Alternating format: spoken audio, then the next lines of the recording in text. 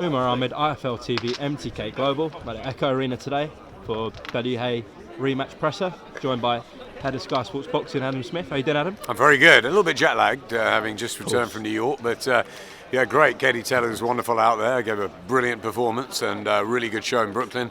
I'm very, very excited now about the rematch between Tony Bellew and David Haye. Yeah, that presser got lively there, even between Ismail Salas and Tony. The most unlikely person to get ruffled, I think, probably up on that stage. Ismail Salas, who's so cool and calm normally, brilliant trainer, wonderful history and reputation in the sport. But yeah, he got a little riled, didn't he? I think he got riled the fact that Tony kept interrupting every time that somebody was saying something from Team Haye, and yeah, he let himself be heard, and I thought that was great. So yeah, very lively, obviously in Tony's backyard, and expected a hostile reception for David and his team, but yeah, it all adds to the spice, doesn't it? I think he did get that hostile reception, David. What do you make of the comments from David saying he's not necessarily going to be looking to knock him out straight away? He might see something different from him. I think what he's saying is he's taking this very seriously. I mean, I think everybody, pretty much, bar maybe a few people in Liverpool, felt that David Haye would win and win spectacularly last time before the fight happened. A lot of people were wrong. Tony Bellew was terrific during the fight.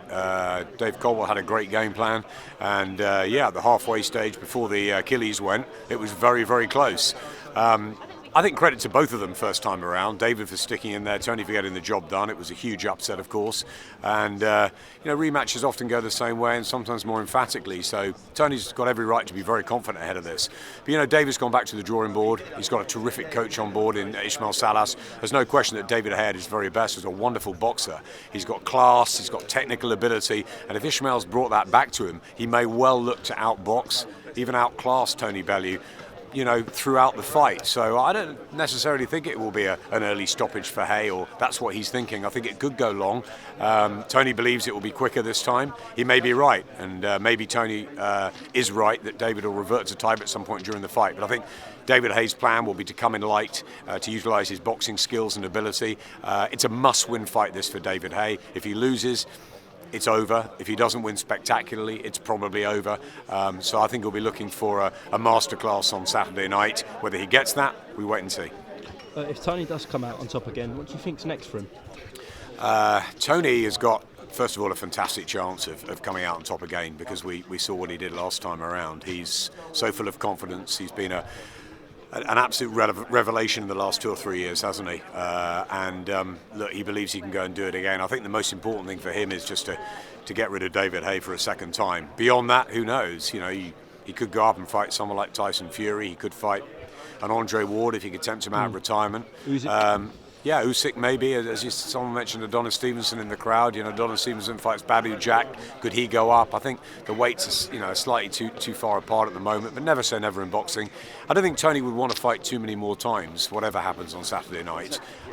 David wins, he'll obviously go chasing a big fight, whether it's a Dylan White or an Anthony Joshua will be the ultimate for him. But if Tony wins, then he'll look to move on. I think have one or two more fights. But yeah, listen, there's big fights out there for whoever wins, and if it's a great fight again, we'll do a trilogy. Yeah, obviously when the gloves are off, we saw a much calmer David Haye. Obviously Tony was trying to get under his skin, but today we saw David not in his old self. We saw before the first fight, but he's getting into fight week mode. Of course he's getting into fight week mode, and you'd expect that. Reminds me very much like Carl Froch, George Groves too. In the first fight, in the build-up, Carl let George get into him underneath his skin. He wound him up. Carl fought with his heart rather than his head, I think, during that fight. And for the second fight, he took a very different stance. He locked himself away. He didn't listen to what George was saying. I think David's tried to do a similar thing. Tony's attempted to get a bite out of him time and time again on gloves are off at these press conferences. But I think David knows how serious this is, so he's just blinkered and wants to fight on Saturday night. He looks in phenomenal shape, David, and if his body holds up, he's got a real chance in this. But Tony Bellew believes he's got the style to beat David Haye every time. So he's always said, Tony, that David Haye's a better fighter than him. It's just timing, styles, and he just believes he's got his number. Okay, let's move away from this for a bit. Obviously, we saw the return of Amir Khan a week or two ago. Yeah. Brook jumping the ring after. Yeah, that's the fight everyone wants to see. Of course it is. The fight I've wanted to see for the last 3-4 years. I think we were close to it a couple of years ago before Haye signed for the Canelo fight. I know he wanted it, Kell wanted it, and it was as close as it's been, I think, a couple of years back. Obviously, Haye took a bigger fight, certainly in global terms, certainly for money, but it was the wrong move. He's back. It was great to see him back. Yeah, we didn't learn a lot in 39 seconds, but what we did learn was that he's still got blistering hand speed, and he wants it again. Kell, fantastic performance to come back, upper division against Rabchenko. They're both hot again at the moment. This is the time to make the fight, in my opinion. I've said to Eddie, I'd like to get them on the same card, and then maybe they fight together at the end of the year. I think that it's got a 2018 on it. Brook, whatever way you want to put it. The weight's obviously going to be an issue, but I said, look, let them fight 150. Let's do it on a big stadium, whether it's an Old Trafford, maybe even in Wales if it's indoors at the end of the year, or you wait till early next year and go to Bolton or wherever. I mean, look, it's got to happen, and I think if it doesn't happen within a year from now, it probably never will. It's hot. Let's make the fight.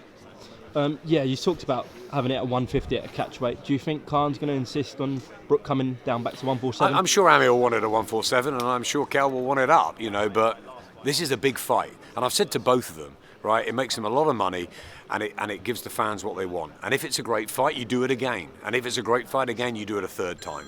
If you've got a dance partner, use it. Don't waste them. Mayweather Pacquiao took years and when it was finally made, a bit like Lewis Tyson, it wasn't a great fight.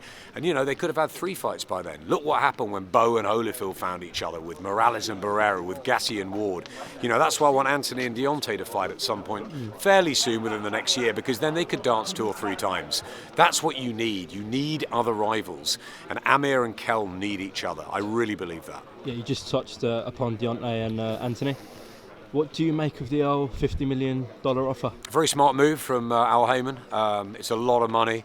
Anthony rightfully admitting it. It's life-changing stuff. He's made a ton already, but that's huge money for one fight. And you've got to think very seriously about it. If it's a genuine offer, which it appears to be, I've no doubts they can find the funds between Al Heyman and Shelley Finkel and Showtime. I'm sure they can.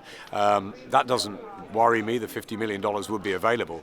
But the problem is there's no contract, there's no rematch clause, it's a guaranteed, it has to be in America. There's a lot of terms, from broadcasters to sites. There's a lot of things that have to be worked out. And I think Anthony has run a very smooth ship over the last 2 or 3 years with Eddie Hearn, with the big stadium fights here. He doesn't have to chase anybody, but obviously he wants to fight Deontay, and Deontay wants to fight him. Therefore, the 2 fighters want it to happen. It will happen. But I think it will take a fair amount of negotiating to get it absolutely right for both sides. Okay, Adam. Obviously, we do want to see Deontay, Anthony, and then obviously Khan and Brook get it on. Of course, we can't have everything, but we try. Yeah, but anyways, we've got this on Saturday. Yeah. I'm sure we'll catch up with you during fight week. But for now, thanks for talking to IFL. Pleasure.